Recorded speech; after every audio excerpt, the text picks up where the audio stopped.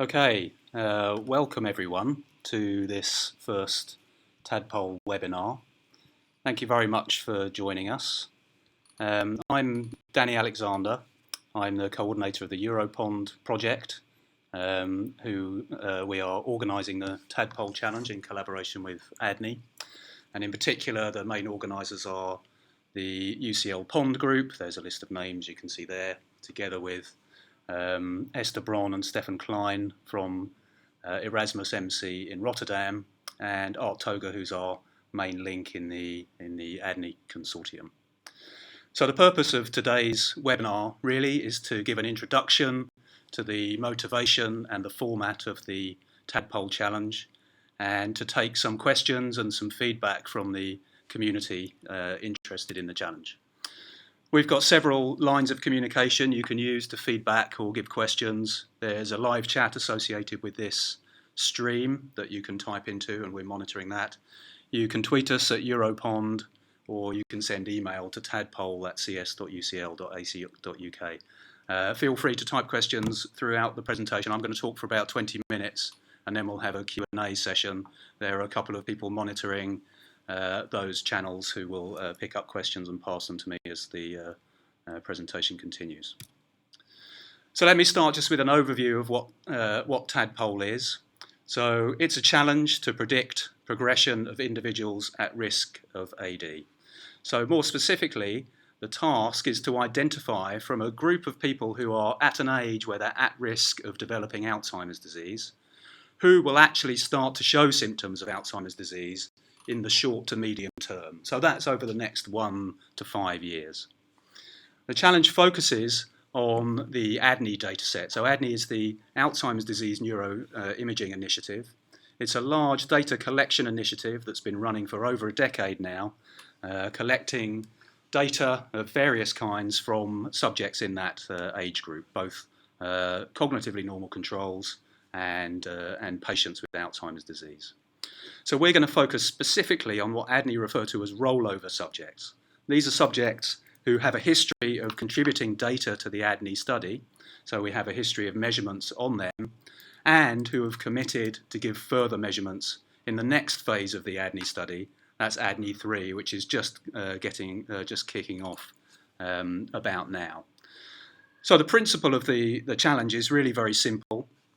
We ask for forecasts of what measurements we expect from these rollover subjects in the future. You're free to draw on all of the history of ADNI to inform those forecasts. Participants of the challenge then submit their forecasts in November this year.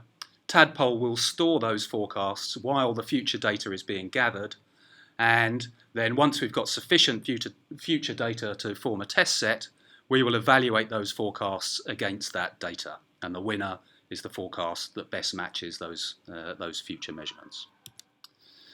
Why is this important? Well, dementia, for which Alzheimer's disease is the primary cause, is one of the biggest challenges facing 21st century medicine. The statistics are really sobering. The number of people with dementia is growing rapidly with the aging population. And these people have place a huge burden on healthcare systems financially, not to mention the emotional stress that it places on the patients, their families, and their carers. You can visit this website here, dementiastatistics.org, to see a range of other statistics explaining these problems in greater detail. One of the big problems, of course, is that there are no disease-modifying treatments available currently, despite the fact that there's been decades of research and development into potential treatments. And one of the problems there is that even when effective treatments do come along, clinical trials find it very difficult to show that these treatments are effective. A big difficulty is selecting the right cohorts for those trials. One of the things that research has showed is that it's very likely that to be effective, a treatment needs to be administered to patients at very early stages in the disease, probably before they show any outward signs of dementia. And that means the cohort selection problem is difficult because we have to find people who are, on the face of it, perfectly healthy, but are going to develop Alzheimer's disease symptoms in the short to medium term. So that motivates the format of the TADPOLE challenge. And basically, the driving questions behind it are: how predictable is progression to AD in at-risk subjects? What are the best methods and data that we can use to inform those predictions? And ultimately, can we use those methods to improve clinical trials? So what data is available? As I said, we're focusing on the ADNI dataset. ADNI acquire a multimodal set of measurements from their subjects. They do various kinds of imaging, including MRI and PET. They acquire a battery of cognitive tests to make cognitive scores. They take CSF samples and measure protein levels in those, which provide useful biomarkers for Alzheimer's disease. They do some genetic profiling and also report a number of demographic and lifestyle factors which are known to be important for Alzheimer's disease. So that data is all perfectly available in its raw form. However, taking that raw data and turning it into something which is useful or easy to process can be quite onerous. So what we've done for TADPOLE is to construct some specific data sets designed to make this prediction task relatively straightforward. You are, of course, free to go and use the raw data itself if you like. These data sets are merely to facilitate participation. So I'll talk you through datasets D1, D2 and D3 to explain their roles in the challenge.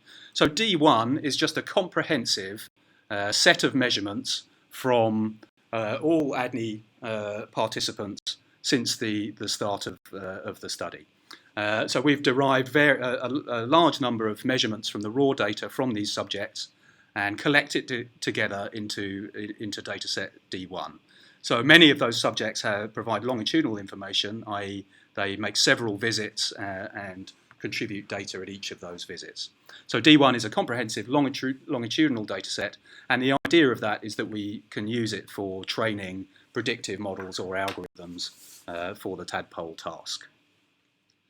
Perhaps the most important dataset is D2. So this defines the set of rollover subjects for whom we require forecasts in TADPOLE submissions. So it has the same format as D1, i.e. it contains the same set of measurements, but now just from these rollover subjects. But it includes the entire ADNI history from those rollover subjects. Dataset D3 is also a prediction set. So D2 and D3 are both prediction sets in that we expect them to form the input to modelling or prediction algorithms in order to make those predictions. However, D3 is a subset of D2 designed to be more realistic of situations like clinical trials. So specifically, it contains a reduced number of measurements compared to D2, focuses just on measurements which are more widely available and typically available in a clinical trial situation. It also is cross-sectional rather than longitudinal. So it contains only the latest time point from rollover subjects who have contributed multiple time points to ADNI. And again, that's more typical of situations when one is designing a clinical trial. Now, D3 is really included just for scientific value in the challenge. We expect that the prizes will be awarded for the best predictions wherever they come from, and most likely those will come from D2 rather than D3, as it's a richer data set. However, we very strongly encourage participants to submit predictions from both D1 and from both D2 and D3, so that we can compare how well different methods perform when they're given just cross-sectional data compared to longitudinal or stripped down sets of measurements compared to very rich data sets. Participants can in fact use any data or processing steps they choose. Although we provide these standard data sets, the only thing that's fixed is the set of individuals for which we require forecasts, and that's defined in D2. But you can take the raw ADNI data and process it in different ways. You can use other data sets for training your algorithms. We place no restrictions on these things. But we do ask that if you do that, you also submit submit forecasts that are based just on the standard data sets for scientific reasons so that we can compare the impact of using different data sets or processing algorithms. And here's a list of some other data sets that you might think about looking at to provide useful data. They contain similar sets of measurements to ADNI. So what do you actually need to submit? Well, the spreadsheet in the background of this slide is what ultimately you need to fill in with your predictions and then submit to the TADPOLE challenge. I'll explain this in a bit more detail. So specifically, participants must submit a month-by-month forecast of 3 different features of each of the rollover subjects. Those 3 features are, first, cognitive status. So sorry, that should be clinical status. We've divided this into, simplified this into 3 different categories: cognitively normal, mild cognitive impaired, and Alzheimer's disease. And these are categories which are specified in the ADNI database. So your task is to predict what those classifications will be at future times. The second feature is ADAS 13. That's a composite of various cognitive scores. You need to submit a mean and a confidence interval for that. And the third feature is ventricle volume. The ventricles are an anatomical feature of the brain that tend to expand during Alzheimer's disease and are measured from MRI. And again, there we need mean and 50% confidence intervals. So the whole forecast is probabilistic because for the continuous scores, ADAS and ventricle volume, we need both a best guess and a confidence interval. And for the clinical status, the 3 categories there, we're asking for relative likelihoods of the 3. So you'll notice from the spreadsheet, you can see on the left in the first column, number 2 there is just the subject ID for the first subject. And then in the second and third columns, B and C, you can see that we're asking for a forecast for every month from January 2018 for 5 years, so extending up to December 2022. And the reason for that is that we don't yet know when each ADNI subject will show up for their next examination. So we'll gather forecasts for every month and then take the one that matches the time that the participant actually showed up for their examination. So that's what you need to submit in terms of the forecast. We also ask for an associated declaration that you played by the rules and an explanation of the methods that you've used to make your prediction. We limit each challenge participant to up to 3 submissions, which is basically to avoid multiple comparisons problems. We're going to use various metrics to evaluate the forecasts once we have once the test data has been acquired. I won't go through these in detail. You can look them up on the website that explains the maths behind them. I'll just briefly motivate what each one is for. So the first 2 on the list there are for evaluating the classification of clinical status, cognitively normal, MCI or AD. The multi-class area under the ROC is a nice metric because it accounts for the probabilistic nature of the forecasts, whereas the balanced classification accuracy simply takes the most likely, the one given the highest likelihood as the predicted classification and evaluates accuracy that way. The bunch of 3 metrics in the middle there are for the continuous features, the cognitive score and the ventricle volume. The mean absolute error simply compares the best guess against the actual measurement without considering the confidence intervals. So it's a pure accuracy score. The weighted error score weights those errors by the width of the confidence interval. So the wider the confidence interval, the less that estimate contributes to the overall score. And then finally, the coverage probability accuracy is designed simply to assess the ability to assess the confidence. So the confidence intervals are supposed to be 50% confidence intervals. So we would expect that 50% of the actual measurements lie within those 50% confidence intervals. So the metric there is simply how close to 50% did you get, which is how good are you at assessing your own confidence. And then finally, we'll evaluate the the variability of these metrics for each submission using bootstrapping. So how do you go about entering?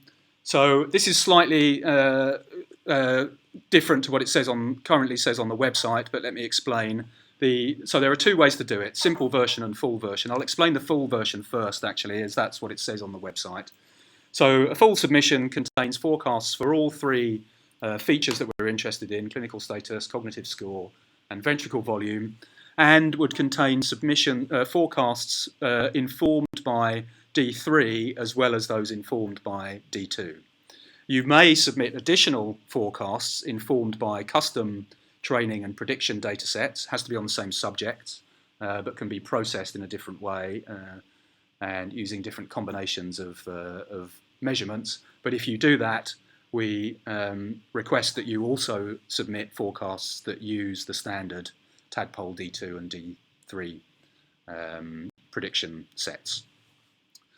So that's the full version, which entitles you both to being eligible for the prize, but also to participate in the scientific publications that come out of the challenge. Now we realise that gets slightly complicated, and we want to make sure that the competition is accessible to non-specialists. So there is an easier way to enter, which is the simple version at the top there, where you can simply use D1 and D2 and forecast at least one of the features that we're interested in. Probably the one to go for is the clinical status, as that's the one that's most likely the one that we'll base the final prize on. So that gives you eligibility for the prize, but perhaps not the scientific publications that come out of the challenge. For the scientific publication, we really want to see the contrast between forecasts that are made from different input data sets. So who can participate? Well, we've specifically set up the challenge to make sure that anyone can participate. The fact that the test data doesn't exist at the time of submission means that it's very difficult to cheat, so even people involved in ADNI can have a go.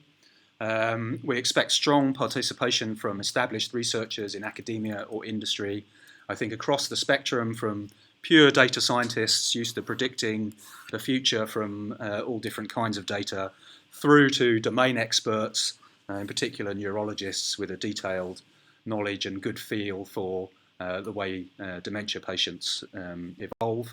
And probably a winning formula would be to have some collaboration between those two types of expertise. However, I think the challenge is simple enough that non-specialists can strongly contribute to the effort. So we very strongly encourage participation from citizen scientists, students, and high school science clubs.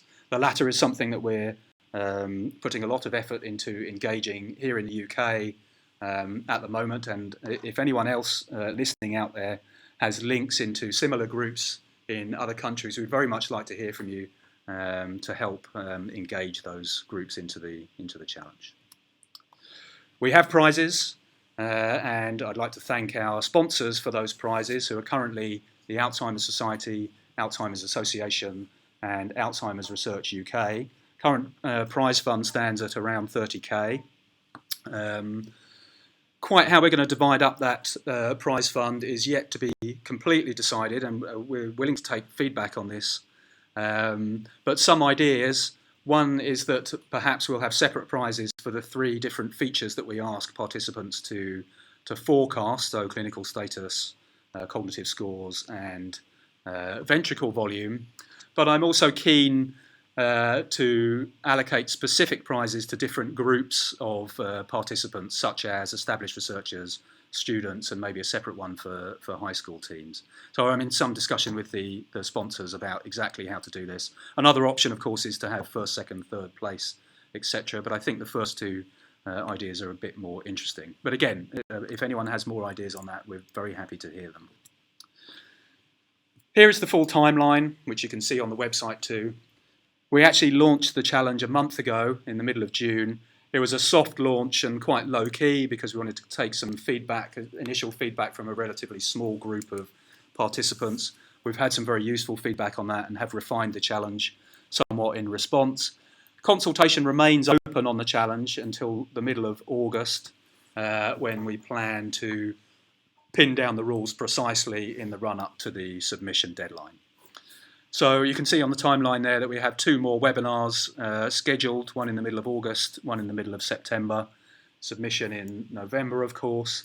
And then we have the waiting period while the test data is gathered, and we expect to have sufficient test data to evaluate sometime around the start of 2019. So we'll be looking to make announcements about our winners around about that time. We hope then to put the scientific publication together quickly from that point, and the target at the moment is to submit a manuscript on the challenge and its outcomes sometime around spring 2019. So finally, just to summarise how you go about participating. So you have to apply to ADNI for data access. They have a very open policy. So you go to that website and fill in the form. Once you've done that, you can download the TADPOLE challenge data by following those list of links from inside the ADNI website. That gives you enough information to be able to make some forecasts. We're currently working on putting some example code on the website which will make it easier to load in the data and output it in the right format. So look out for that. That should make it easier for those who are less familiar with this kind of data.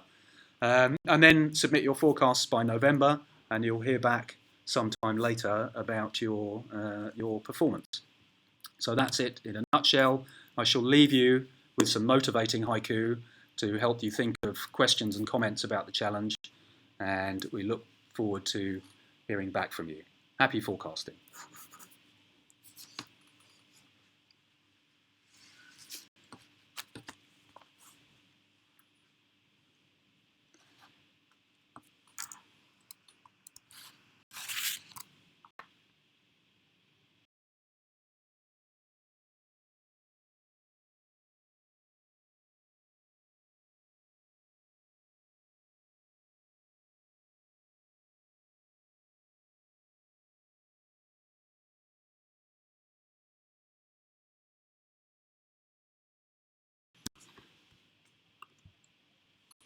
Hello, everybody.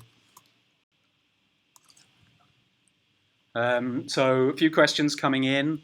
Let me try and give you some answers to some of these. Are the slides available for download? Yes, we can certainly do that. In fact, the presentation itself should be available as a YouTube video once we stop streaming. We'll post details of that on the website, but you're very welcome to the slides. Can we get details of the diagnostic criteria for the 3 groups? So I believe ADNI provide information on the precise diagnostic criteria. We can certainly look up the link to that and put it directly from the TADPOLE website to point you to it. Yes, so exactly, we can add a link to that. What happens if the differences between the first-rank participants are not statistically significant? Yeah, so it's a very good question, and that's the reason for doing this bootstrapping, is to determine how significant the differences are in performance. So we've done some previous analysis on that. Actually, you can go back and look at, there was a previous challenge called the CAD Dementia Challenge. There are links to it from the TADPOLE site, and they did some nice analysis to figure out how many subjects are necessary in order to make sure that you have a decent amount of statistical significance. So they came up with a figure of about 350. We're hoping to be well above that in this challenge. There are over 1,000 scheduled rollover subjects. Not all of them will end up providing data, but we're reasonably confident we'll have good numbers. But nevertheless, we may, of course, end up with very close scores which do not survive statistical significance analysis. I mean, I think ultimately we'll probably go with the best score that we get, but we will certainly acknowledge that there are where and if differences are statistically significant.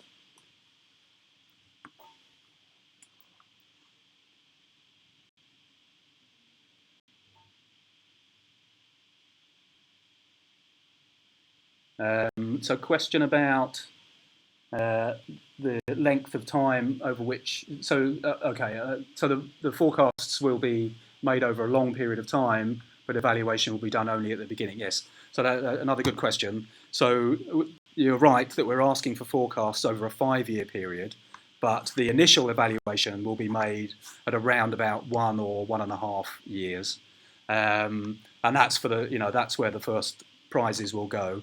The reason for looking at that time period is that it's realistic, really, of what happens in clinical trials. Very often you'll be setting up a trial, and that's about the period that you'd have to be able to select your cohort. Nevertheless, I think we'll get better statistics further down the line as more people start to convert, and we definitely plan to do follow-up evaluations at later time points using those same evaluations, which is why we're asking for forecasts that go as far ahead as 5 years. And we may, depending on the success of the first iteration of the challenge, we may allow further submissions at later time points, rerun the challenge, put up further prizes and so on. We'll review things, I think, after the first evaluation period and see where we are.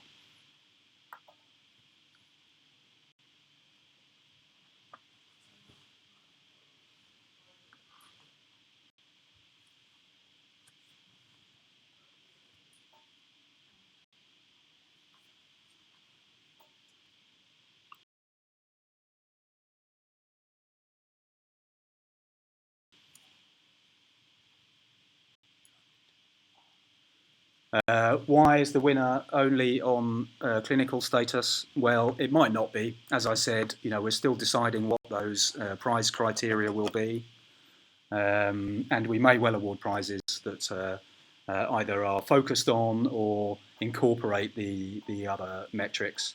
I think the reason that we've singled that out to begin with is that it's probably the most salient thing for clinical trials, although trials are starting to emerge that use those other things as potential endpoints.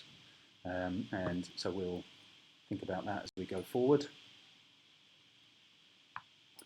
Missing value, yes, there is lots of missing data in the ADNI data set. That's very true. So not all subjects have imaging. Certainly not all subjects have CSF markers, and you'll find that there's a very large amount of missing data. So modelling and prediction algorithms will need to handle that in some way. The missing data in the forecasts is a different matter. So we are asking that participants fill in forecasts for all variables of all of the subjects. If some of those are missing, I think the plan currently is that we'll simply replace them with default values, which are the values from the most recent time point. So there's you just get a score corresponding with that.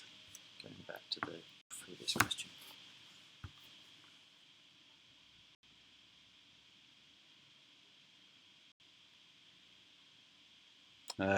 Just so follow up on the earlier question about the length of time over which the forecasts are required. So we don't have to validate the result on further periods of time. So I understand there will be other submissions. So there may or may not be other submissions. I think it is important to submit the forecast for the full 5-year period. It's highly likely that we will evaluate those at later time points than just the time one. What may or may not happen is that we allow later submissions. Even if we do end up having later submission deadlines, we will still evaluate the forecasts that were placed at the initial submission deadline, because I think that's still interesting. Even if then we can then compare how much benefit you get from having a certain amount, a year or so's more data to base subsequent forecasts on. Can you show us how we can download the data? Yeah, I think probably that's best. I'm not sure I can do that live on the stream. It is explained on the data section of the website, and you can have a look in there. There's some instructions. If people are finding those instructions difficult to follow, then do let us know, and we'll see if we can find a better way to explain. But just basically, the way to do it is to log into the ADNI website. You may have to ask for an account and then log in and follow the instructions that are on the TADPOLE website in the data page section. For access as well. You have to apply to access. Register for an account and apply for access. That's right, yes. So you have to register for an account on ADNI and then apply for access. Any problems, feel free to get in touch and we'll try and help you through that. Are we considering a Kaggle platform? Kaggle, of course, have a large user base for these kinds of challenge, and it is something we're looking into. We haven't set it up as a Kaggle so far, but yes, we might do. I don't have a full answer to that question right now.